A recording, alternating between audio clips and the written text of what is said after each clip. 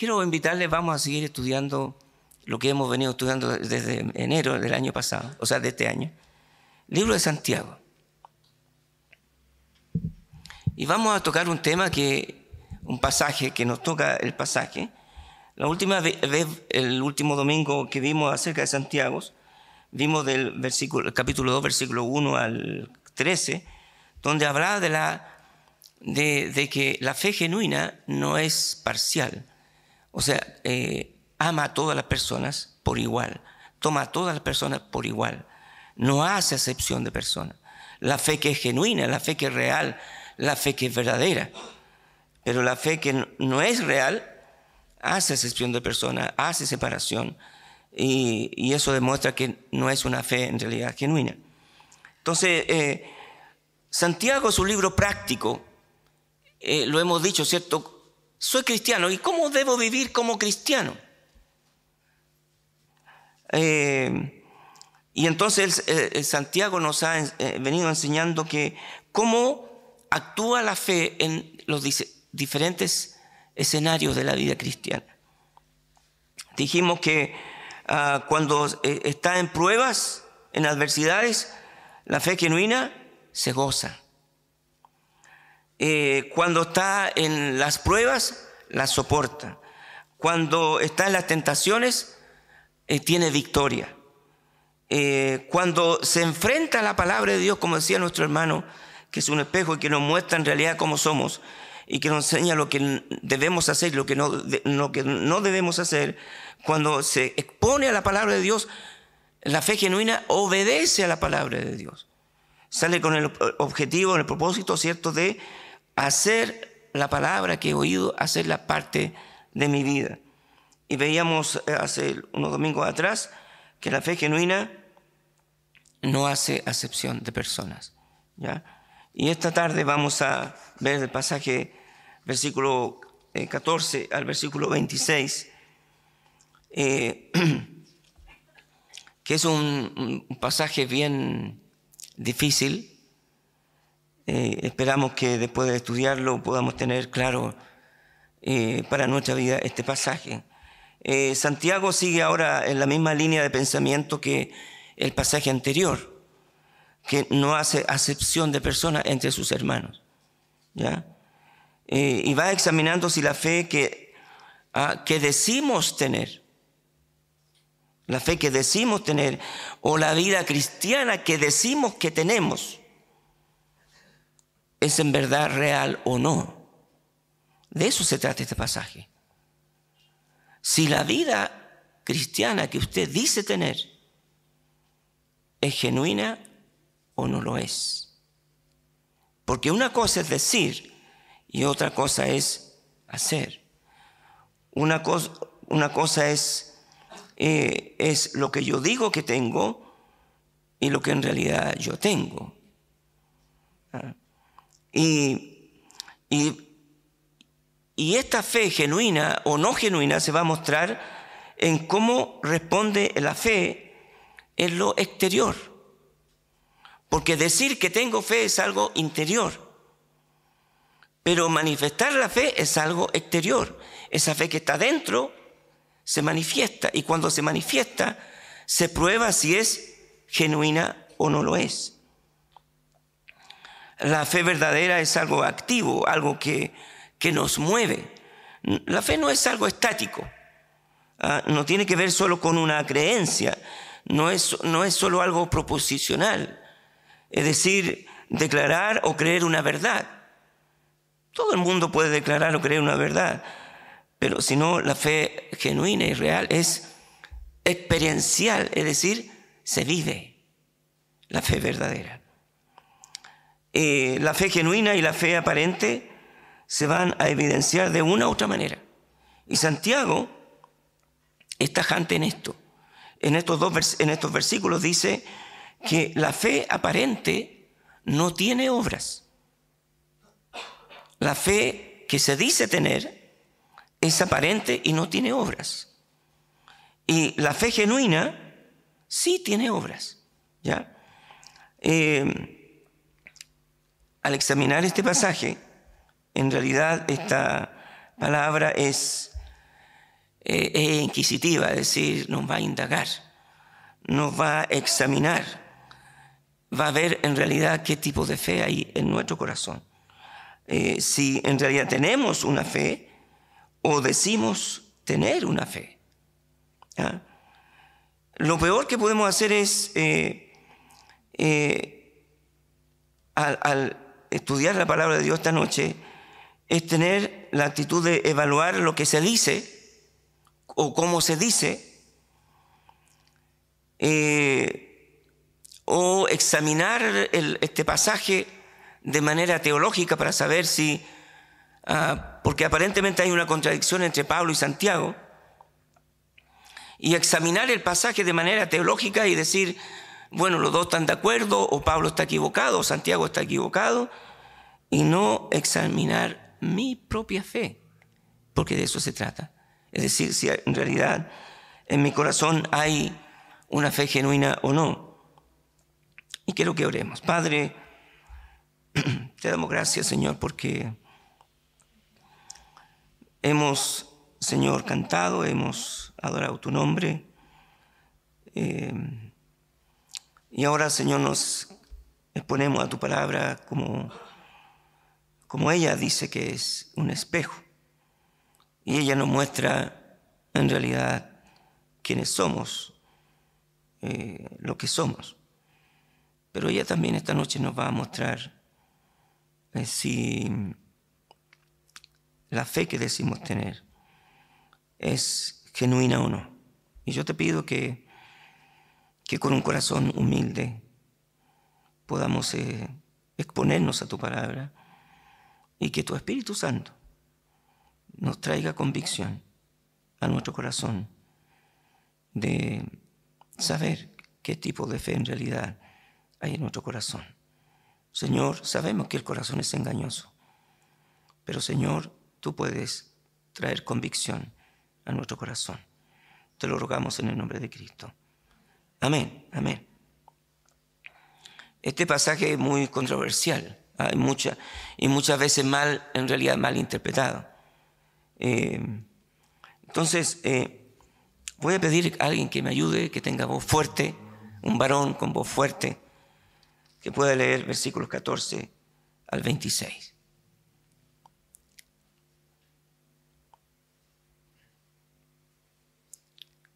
Hermano Ernesto.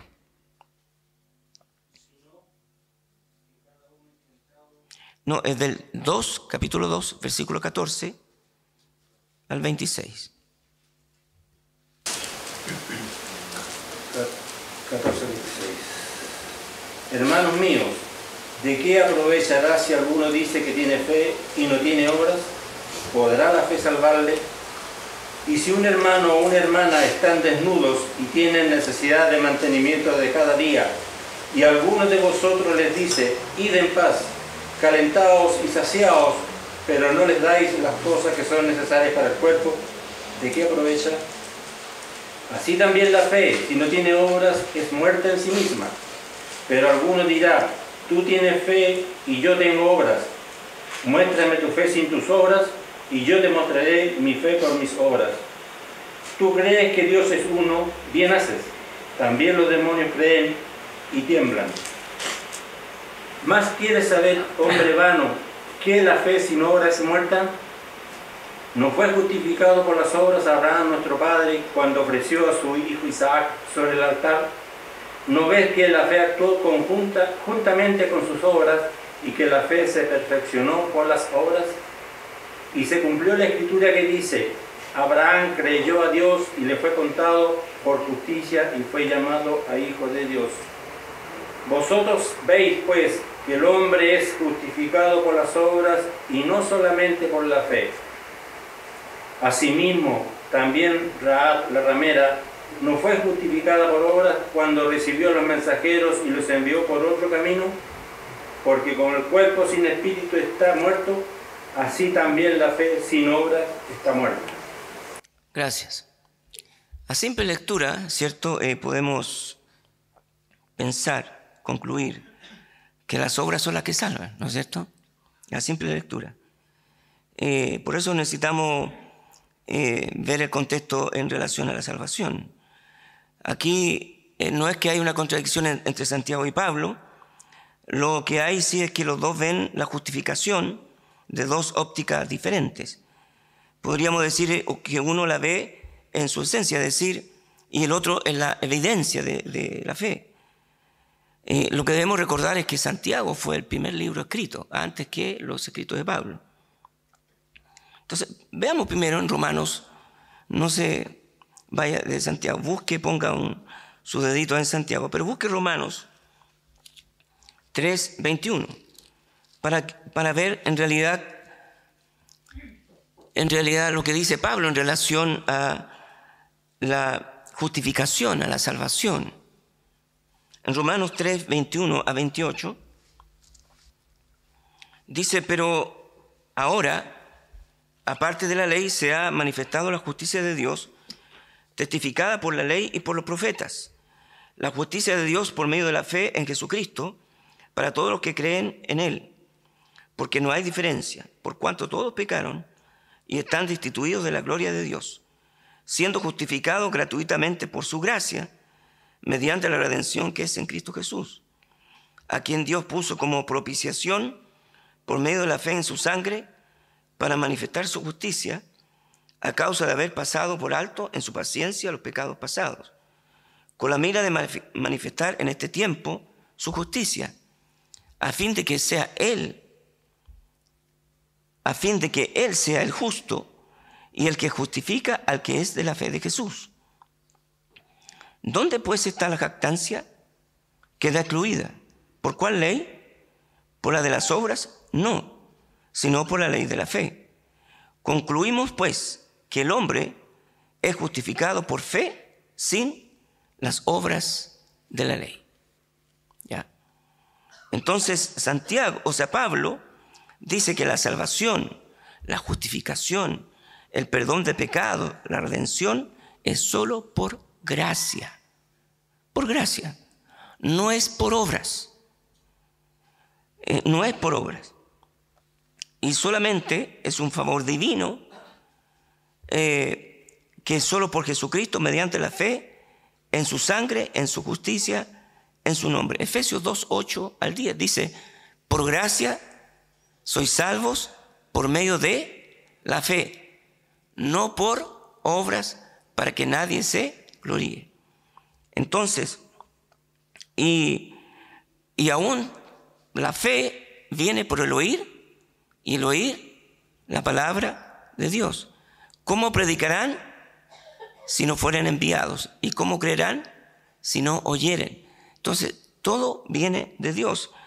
Esta justificación es la que habla Pablo, ¿ya? En el sentido legal. Es decir, cuando Dios me declara justo, pero no porque hay algo que yo haya hecho, sino que Dios me declara sin yo tener mérito ninguno, y me declara justo en una buena relación con Dios solo por medio de la obra del Espíritu de Dios, a través de su palabra y por medio de la obra de Cristo en la cruz del Calvario. Entonces, Pablo, cuando habla de la justificación, está hablando en este sentido, cuando Dios me declara justo, o sea, en buena relación con Dios, por decirlo de alguna manera más simple y sencilla.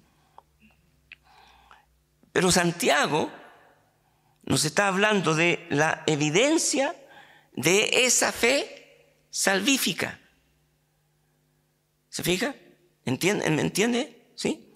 Entonces, Pablo habla de esa justificación que me pone en buena relación con Dios. Santiago habla ahora de la manifestación de ahora yo estar en buena relación con Dios. ¿Ya?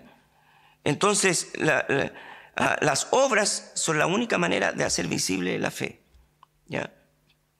Mire, vamos a ver un ejemplo de eso antes de ir al pasaje, porque necesitamos hacer este preámbulo para no tener una idea equivocada o una lucha ahí. Bueno, la salvación es por fe o por obras, ¿cómo? ¿Ya? Mire, veamos un ejemplo de esto que Pablo acaba de decir. Lucas 17.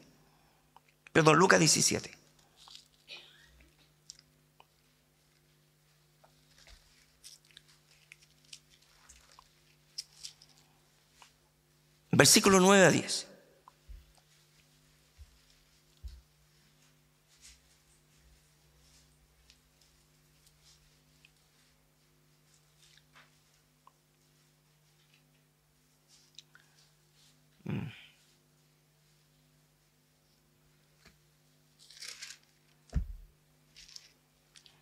No, escribí mal. No, es 19.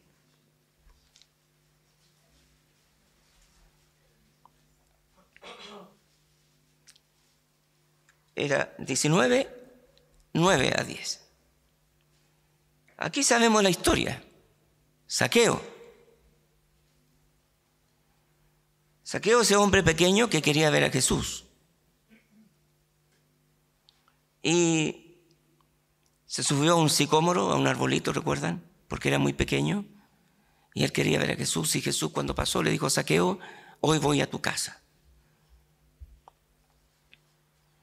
Y estando en casa, versículo 7 dice: al ver esto, todos murmuraban diciendo que había entrado a posar con un hombre pecador. Entonces Zaqueo, puesto en pie, dijo al Señor: he aquí, Señor, la mitad de mis bienes doy a los pobres, y si en algo he defraudado a alguno, se lo devuelvo cuadruplicado. Jesús le dijo: hoy ha venido la salvación a esta casa, por cuanto él también es hijo de Abraham. Porque el Hijo del Hombre vino a buscar y salvar lo que se había perdido. Entonces aquí vemos a Zaqueo, que tiene un encuentro con Cristo. Su vida es cambiada y su vida es transformada, justificado, regenerado, hecho una nueva criatura. Y lo que de manera natural fluyó de él fue ¿qué? Ahí no vemos que Jesús le está diciendo: mira, ahora que eres bautista, tú vas a tener que dejar de hacer esto, hacer esto otro. Esa es una sorna mía, ¿no? No, Jesús no le dice nada. Él tiene un encuentro con Cristo, su corazón es cambiado, es regenerado, transformado, es salvado, porque Jesús lo dice: la salvación ha venido. Y él de manera espontánea y natural ahora, porque su corazón fue cambiado. Ahora estaban en una relación correcta con Dios, por lo que Jesucristo hizo en su corazón. Y ahora él inmediatamente, sin que nadie le diga nada, le dice: Señor, ahora la mitad de mis bienes doy a los pobres. O sea, ¿qué pasó con su corazón? Él era un publicano. Era eso que cobraba más de lo que correspondía en los intereses. Era un hombre codicioso, pero su corazón fue cambiado en un corazón ahora generoso. Y luego dice: y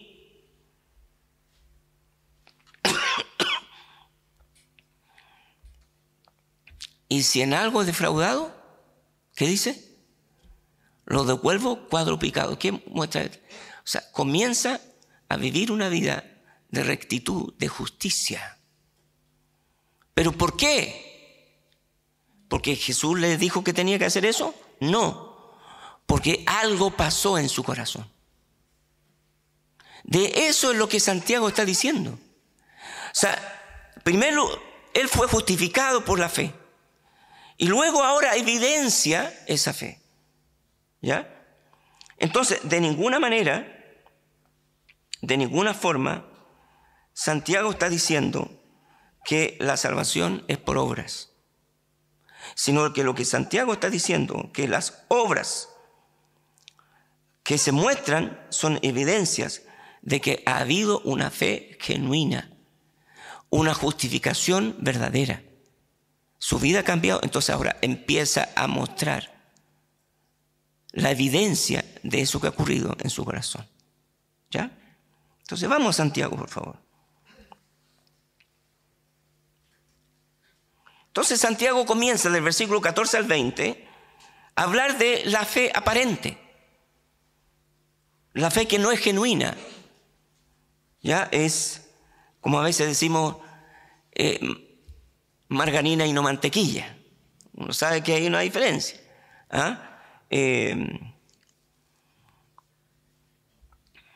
Salmón, como dice, no, salmón tipo, no jurel tipo salmón. O sea, no, hay una fe que debe corresponder en sus obras, en su vida. ¿Ya? Entonces, primero, dice versículo 14, hermanos míos. Entonces aquí está hablando, hermanos, en el contexto de la congregación. Porque le dice, hermano mío, y sabe, si usted ve todo el pasaje, 18 veces, yo me di el trabajo de contar cuántas veces Santiago habla de hermanos. Y en 18 veces, en 18 ocasiones, él se dirige a los que escribe el libro de Santiago, diciéndoles hermanos. Entonces, dejando en claro que esta carta va dirigida a cristianos. Y esta situación pasa dentro de la congregación. Entonces, él está escribiendo a cristianos, a los creyentes, a los congregados, a usted y a mí, ¿ya? A usted y a mí, no a mí y a su hermano, a usted y a mí, a cada uno de los que estamos aquí, ¿ya? Entonces Santiago abre su corazón al mostrar que él no soporta en realidad que una profesión de fe sin una práctica. Y dice así, hermanos míos, y hace dos preguntas que son retóricas porque se responden en sí mismas. ¿De qué aprovechará si alguno dice que tiene fe y no tiene obras? Entonces, ¿cuál sería la respuesta?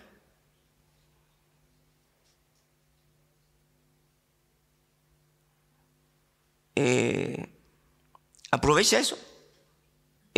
¿Podrá la fe salvarle? ¿Esa fe que dice tener? No. ¿Ya? Entonces, él plantea su tesis ahí. Dice, ¿qué utilidad, qué beneficio tendrá la fe para uno que dice tenerla? Santiago aclara eso, no es que la tiene, sino que dice tenerla. Entonces, pero carece de obras que demuestren esa fe. O sea, en realidad eso no tiene ningún provecho. Solo ilustro así. Usted tiene lavadora, tiene secadora, tiene refrigerador, tiene radio, tiene, ¿qué otras cosas eléctricas tiene? O sea, hay, digamos, hay, no es que tenga, ¿no? Pero hay. Bueno, hay tantas cosas eléctricas, ¿verdad? ¿De qué le sirve tenerla si no tiene luz? Si no hay corriente. ¿Sirven? No sirven. Están ahí, son inútiles, ¿ya? No sirve de nada. Entonces, Santiago dice, ¿podrá esa fe salvarle? No, ¿por qué no? Porque es una mera y simple declaración, una conclusión del raciocinio humano, pero sin vida. Sin vida. Y le plantea un caso hipotético. Y le dice, versículo 15, y si un hermano o una hermana están desnudos y tienen necesidad del mantenimiento de cada día, y alguno de vosotros le dice, id en paz, calentado y saciado, pero no le dais las cosas que son necesarias para el cuerpo, ¿de qué aprovecha? Entonces, Santiago le presenta un caso hipotético a aquel que dice que tiene fe, a un hermano que dice que tiene fe, y le dice, hay un hermano, una hermana de fe que está en necesidad de alimento y abrigo, y se presenta en medio de ustedes.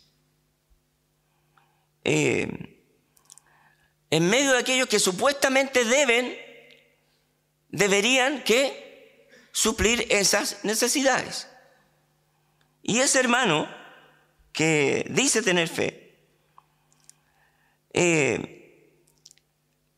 en vez de suplir esas necesidades que supuestamente nosotros creyentes somos responsables de esas necesidades.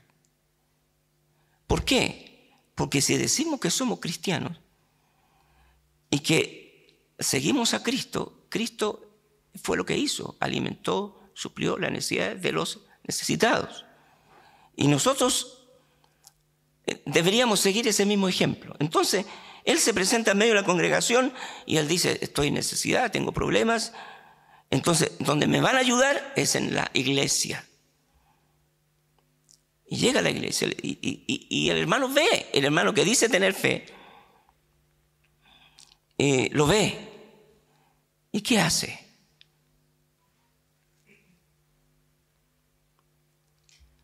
Y alguno de vosotros le dice, id en paz, calentados y saciados. Entonces le dice,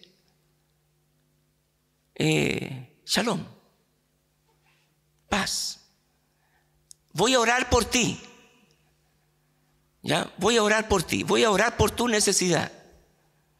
¿Ya? Ándate tranquilo, descansa, abrígate, come. Yo voy a orar por ti. El Señor te bendiga.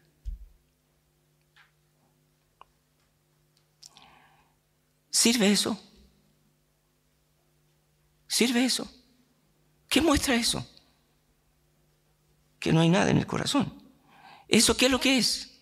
Primero es una burla para el hermano que tiene una necesidad, porque espera que sus hermanos le ayuden. Mira lo que dice 1 Juan 3.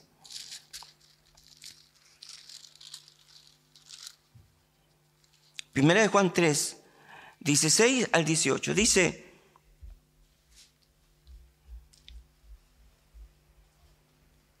en esto hemos conocido el amor, en que Él puso su vida por nosotros. También nosotros debemos poner nuestra vida por los hermanos. Pero el que viene de este mundo y ve a su hermano tener necesidad y cierra contra él su corazón, ¿cómo mora el amor de Dios en él? Hijitos míos, no amemos de palabra ni de lengua, sino de hecho y en verdad. Si cierra su corazón contra él, ¿cómo mora el amor de Dios en él? Entonces, en primer lugar, es una burla para el hermano que está esperando que sus hermanos en la fe puedan suplir su necesidad. Pero es un autoengaño también, porque creo que tengo fe, pero esa obra, esa respuesta me muestra en realidad que mi fe no es aparente y está muerta, no existe. No hay tal fe en aquel que dice que tiene fe. Alguien escribió y dijo, es la sola fe la que justifica, pero la fe que justifica nunca está sola. Es la sola fe la que justifica, pero la fe que justifica nunca está sola. Nunca. ¿Ya? Entonces, luego dice,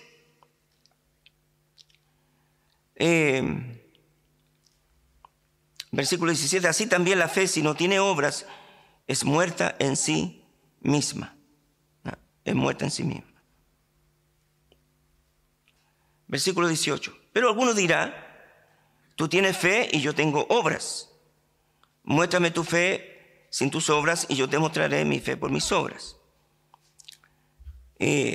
Pasaje difícil de poder entender y comprender. Pero ¿qué en realidad es lo que está tratando de decir Santiago? Santiago está presentando aquí uno que se opone a lo que él está diciendo, un objetor, un opositor. Y le dice, mira Santiago, yo tengo fe, tú tienes obras. Las dos son válidas. Yo puedo tener mi fe sin tener obras, o tú puedes tener obras y está bien. Las dos son válidas. O sea, tener fe, aunque no tenga obras, es válido. Y si tú tienes fe y obras, está bien. Pero Santiago no accede a eso. O sea, usted no puede decir, Santiago dice, usted no puede decir que tiene fe, pero no hay nada que lo manifieste. No hay nada que lo demuestre que es así. ¿Ya? Nada demuestra que esa fe es genuina, porque no hay cómo lo muestro. Es como el novio que le puede decir a su novia o viceversa, mira, te amo con todo mi corazón. Nunca voy a dejar de amarte. Pero no me pidas que me case contigo. Pero no me pidas que haga un sacrificio por ti. Hoy está lloviendo, pero no voy a poder ir. Entonces, no. Yo creo que todos los que estamos aquí estamos casados.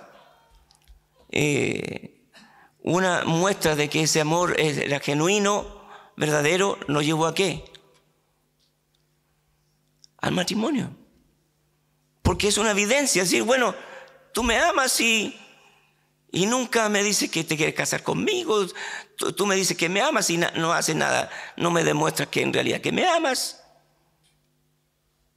Entonces, el amor genuino, el amor real, se hace evidente. ¿Sí o no? ¿Sí? Se hace evidente. Los padres aman, un padre ama a su familia. ¿Y cómo muestra que ama a su familia? Él se levanta a las 4 de la mañana o a las 5 de la mañana para ir a trabajar. Y quizá alguien diga, pero ¿para qué hace eso?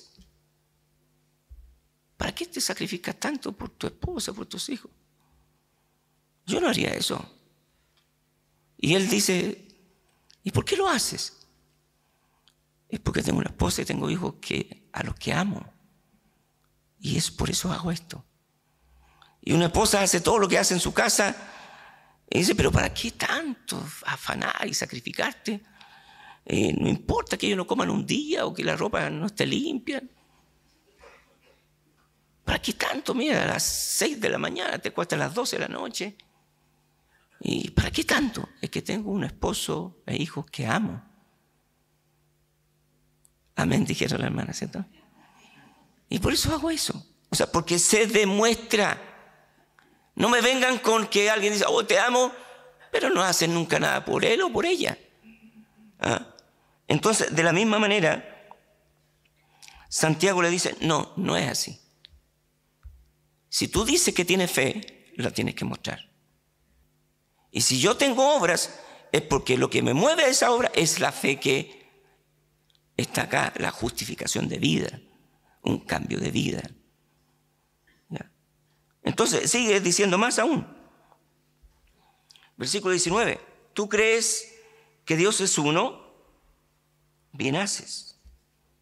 O sea, aquí habla del Shema que nos hablaba el hermano Juan Pablo la semana pasada, ¿verdad? El Shema. El Shema era, ¿tú crees que Dios es uno? Jehová nuestro Dios, Jehová uno es, y amarás a Jehová tu Dios con todo tu corazón, con toda tu mente, con toda tu fuerza. Esa es la declaración del judío. Tú te sabes el Shema, tú declaras que Dios es uno y está bien. Uno es y eso es verdad, pero es un convencimiento intelectual. ¿De qué te afecta? ¿En qué te afecta que tú creas que Dios es uno. Está bien, es real, es así, es verdad. Pero ¿de qué te sirve? ¿De qué te afecta que tú creas que Dios es uno? No hay error en que lo declares. Pero Santiago pone esta supuesta fe, este creer, al mismo nivel que la creencia de los demonios. Y le dice, ¿tú crees que Dios es uno? Bien haces. También los demonios creen y tiemblan. Entonces los demonios también creen en Dios, conocen a Dios. Ellos están convencidos de la existencia de Dios, no solo porque lo declara la Escritura, sino porque ellos lo conocen presencialmente. Estuvieron con Él, le sirvieron a Él. Antes de que fueran ángeles caídos, se apartaran de Dios. Le sirvieron, pero se rebelaron. Pero este creer de ellos, algo les produce a ellos, temblor, porque esperan el juicio un día. Y entonces le dice, ¿más quieres saber, oh hombre vano, que la fe sin obras es muerta? Hombre vano, hombre vacío. Que ese tipo de fe es improductiva, es estéril para la salvación. El solo hecho de haber hecho una confesión de fe, pero que no muestra evidencia de cambio, ese tipo de confesión es falsa. Es falsa. Y uno ve a tanta gente hacer confesión de fe por aquí y por allá, pero sus vidas nunca cambian en nada. Eso está muerto. Eso es falso. Y entonces podemos decir que la fe aparente tiene tres características. Primero, no es visible, no es útil y está muerta.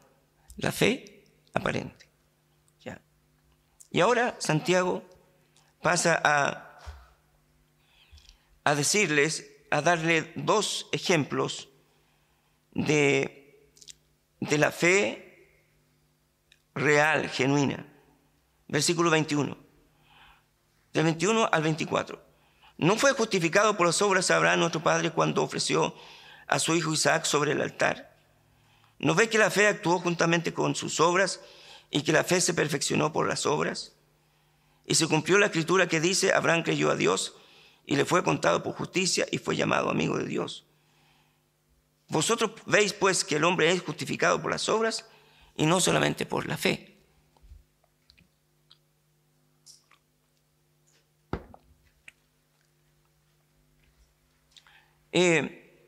Ahora Santiago, cierto, insiste en este punto de vista del supuesto objetor, dándole estos dos ejemplos. Y presenta a Abraham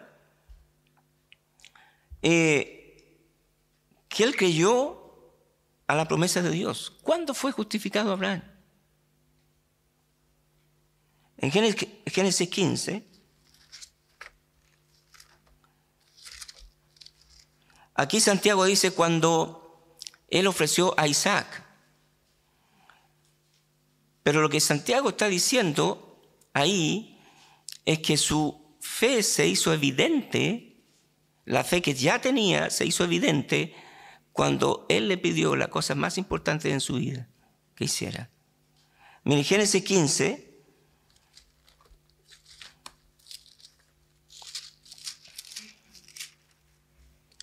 Génesis 15, versículos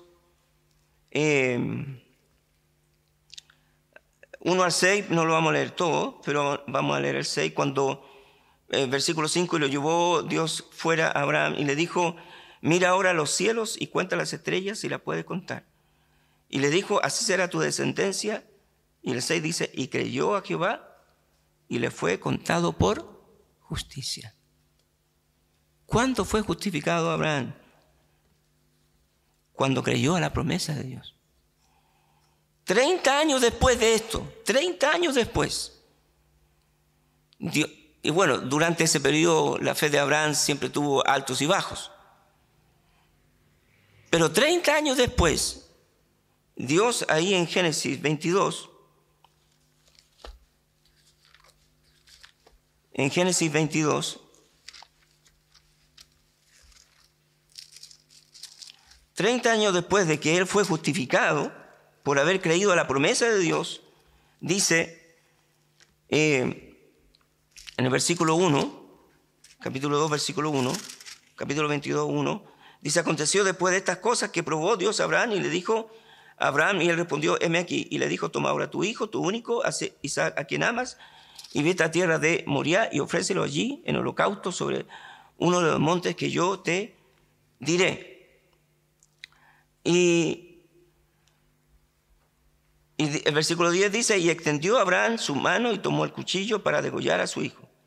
Entonces el ángel de Jehová le dio voces desde el cielo y le dijo a Abraham, Abraham, y respondió: heme aquí. Y dijo: no tiendas tu mano sobre el muchacho, ni le hagas nada, porque ya conozco que temes a Dios, por cuanto no me rehusaste a tu hijo, tu único.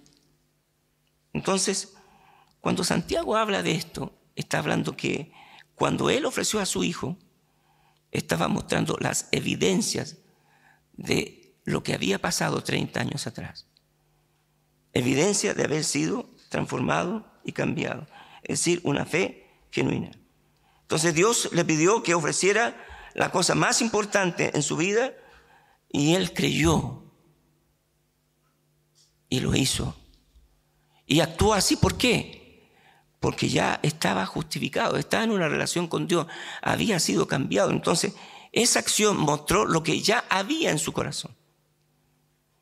Entonces, ¿cómo va a actuar la fe cuando Dios demanda de nosotros algo? Si es fe genuina, va a responder a Dios. Si no es fe genuina, no va a creer.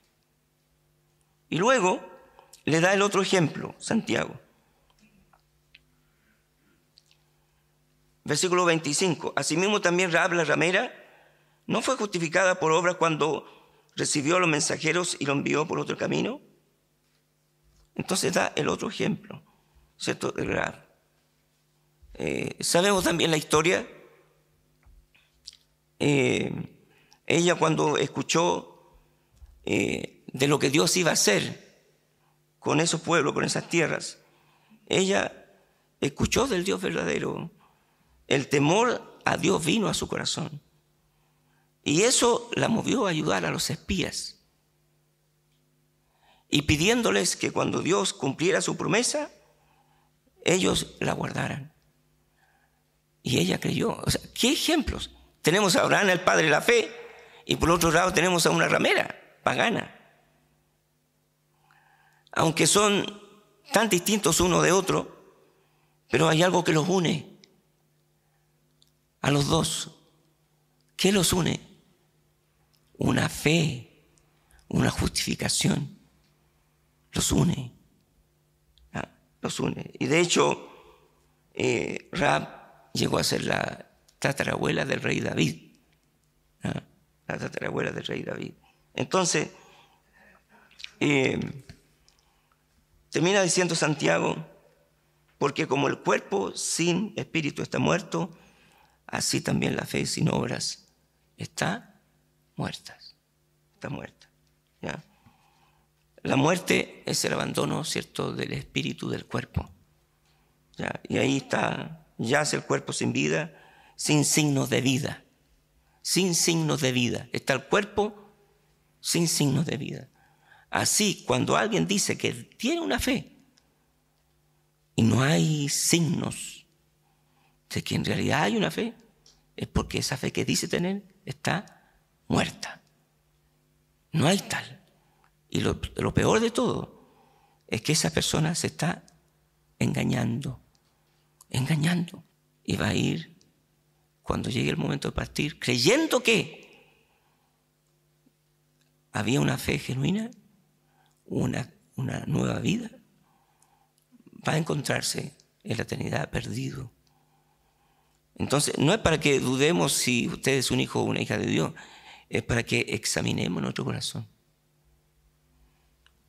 y preguntarnos así, examinarnos, decir: ¿hay signos en mi vida de que Dios me justificó, que yo estoy en relación con Dios, que mi vida ha sido cambiada? Hay signos, hay cambios. Ahora, no quiero decir que que debemos determinar empezar a hacer obras y hacer cosas correctas. No es de voluntad, va a surgir de manera natural, como Zaqueo. Los religiosos, los fariseos, ellos obras de decisión voluntaria humana, pero por dentro no había nada, estaban muertos. Zaqueo tenía una fe genuina y hubo signos de una vida transformada y cambiada. ¿Ya? ¿Podías mostrar en tu vida evidencias de una vida regenerada, justificada? Que han habido cambios. Dar evidencias de un nuevo nacimiento, de una genuina conversión. ¿Podrías tú, al examinar tu corazón, hay signos de que mi vida ha sido una vida regenerada, justificada, o no lo hay? Vamos a orar.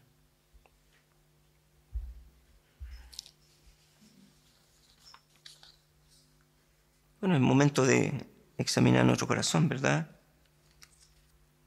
¿Cuántas veces escuchamos de aquellas vírgenes que dijeron, Señor, ábrenos, y Él dijo, no te conozco? De aquellos que decían, en tu nombre predicamos, en tu nombre echamos fuera demonios, y Él va a decir, no los conozco. Entonces es momento de orar a Dios porque es su alma, y decir a Dios, al Espíritu de Dios, que el salmista decía, muéstrame los que me son ocultos, Señor, muéstrame mi vida, mi condición.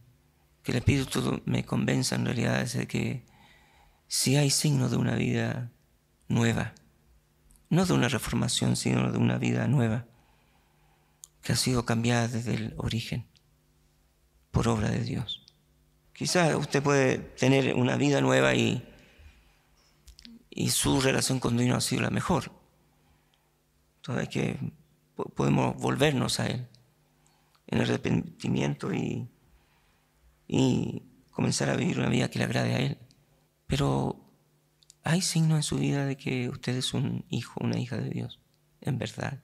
Un gran hombre de Dios que dio su vida y escribió algunos libros antes de ser ejecutado. Él dijo que una fe que no toca el alma ni la conciencia, un cristianismo sin Cristo y sin cruz, es una fe estéril, inútil y hueca, porque al final no es sostenible. Y Él lo llamó gracia barata.